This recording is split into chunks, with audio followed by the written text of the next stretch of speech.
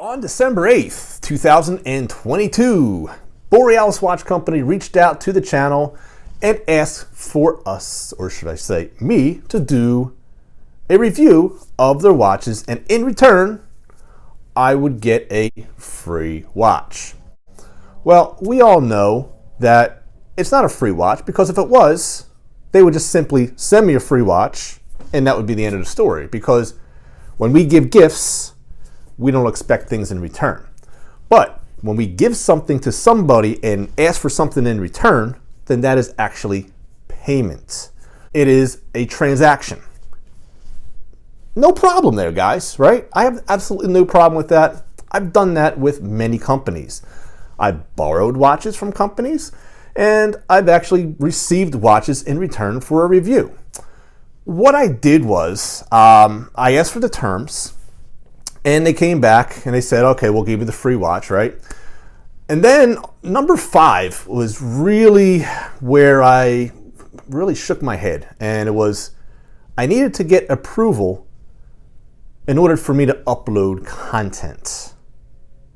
And then number 4 was, I need to send them all of the footage, edited, unedited, bloopers, B-roll, whatever, right? So that they can use them, because they need permission for this to be used.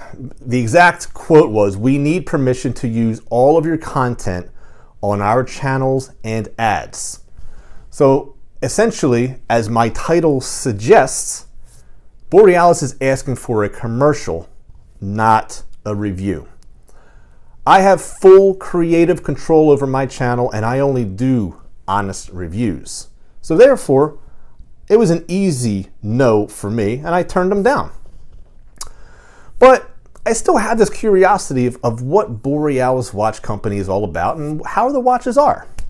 So, because this is a free world, I actually obtained 3, not 1, not 2, but 3 Borealis watches for us to look at today, with no restrictions, no editing, no approval process. I could say whatever I want without any type of repercussions. And that's what we're going to do on this episode of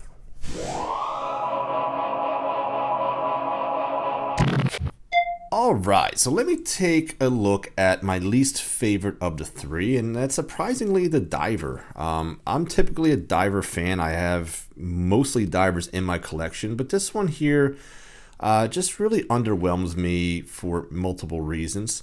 But let me first start off with the positives. And first and foremost, this actually has a really good 120 click bezel with very little backplay, if any.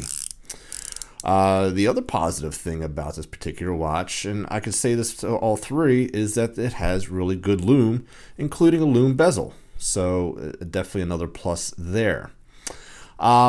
Besides that, though, guys, there's things that I'm just not liking. First and foremost, I don't understand the polishing on these lugs when everything else on this watch is brushed.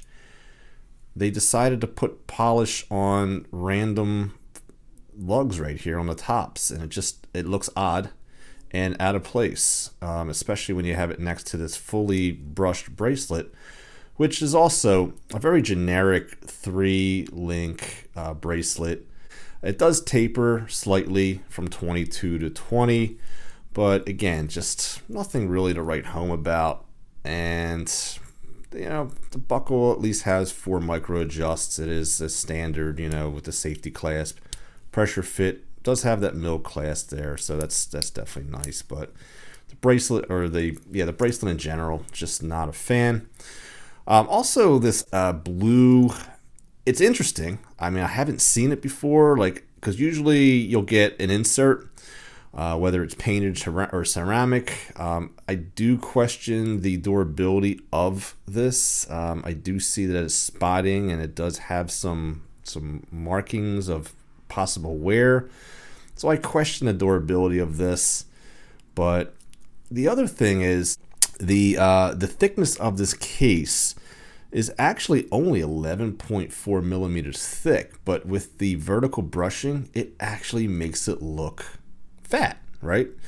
Kind of like a thicker, heavier person wearing horizontal stripes makes a person looks heavier. Vertical stripes on a watch actually makes it look thicker. And I was actually surprised when I measured it with the calipers, and I'll show you right here.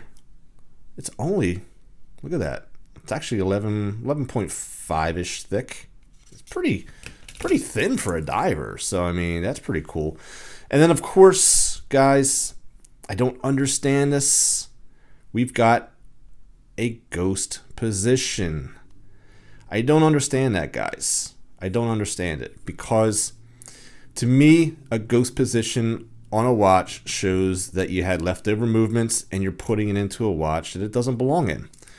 And look, there's no ghost position with this watch that has no date, and there's no ghost position with this one as well with no date. So why would you do it with this one? I don't know.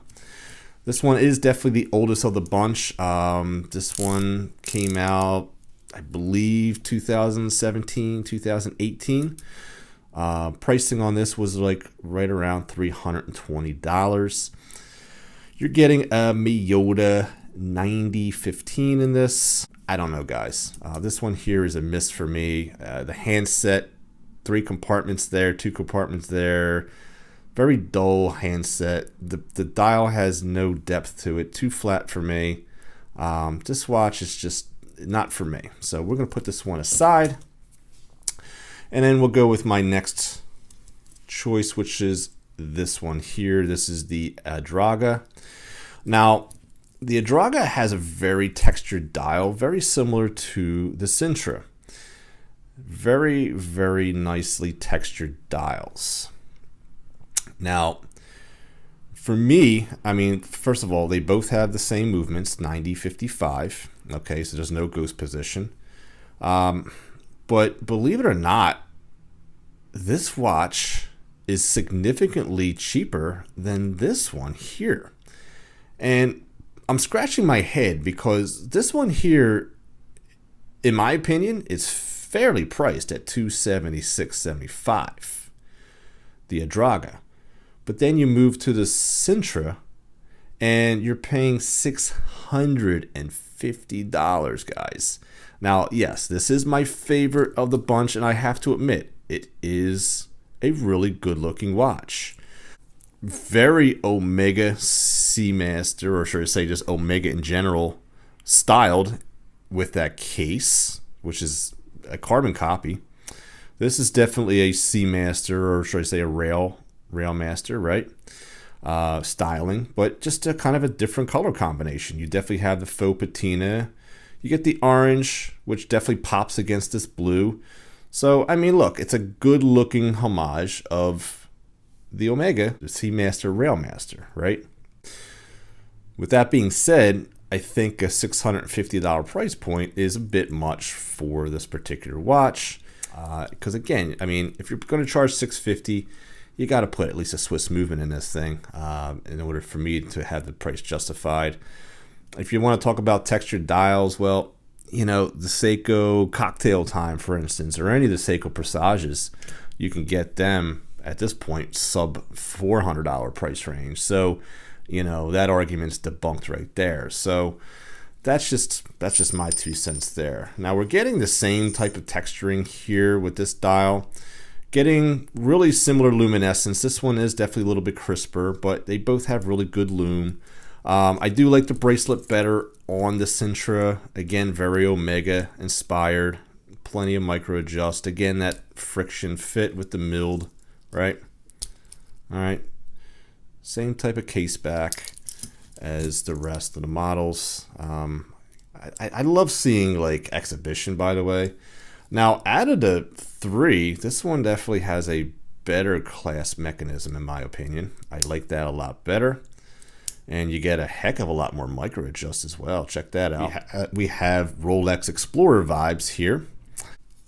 Not a bad looking bracelet here. It is definitely a Jubilee style bracelet. Not the best I've seen, but at least it has the screw links. And not a bad bracelet though, but there are better out there, but at this price point, not too shabby at all. Between the two, I mean, this bracelet here, definitely very Omega styled, as I said. And again, you're getting screw links, which obviously is an upgrade. You are getting a 39 and a half millimeter case diameter. This one's not too thick at 12 millimeters on the money, and you're getting a 47 and a half lug width, or lug to lug. With the Sintra, this one here is actually 12.7 millimeters thick. You're getting a 42 millimeter case diameter, and this one is going to be 47 lug to lug. Well, there you go, guys. That was an actual review, not a commercial. All right. This is actually not what micro brands typically do. Micro brands, I've worked with multiple micro brands. I mean, you could take a look at my channel. I've done many micro brand reviews where they either lend the watch in or they gift the watch in return for an honest review, and they give you free reign of what you're going to say in regards to it. They say they want honesty, and they'll take the honesty back and improve on their brands. And I think that's really what micro brands or any brand should be doing. Again, I'm glad I had the opportunity to take a look at these watches. So there you go, guys. That's my 2 cents. You can keep the change, and always remember that there's always time to be kind to one another. Please take care of each other, and I'll see you guys next time on Average Joe Watch Reviews. God bless, my friends.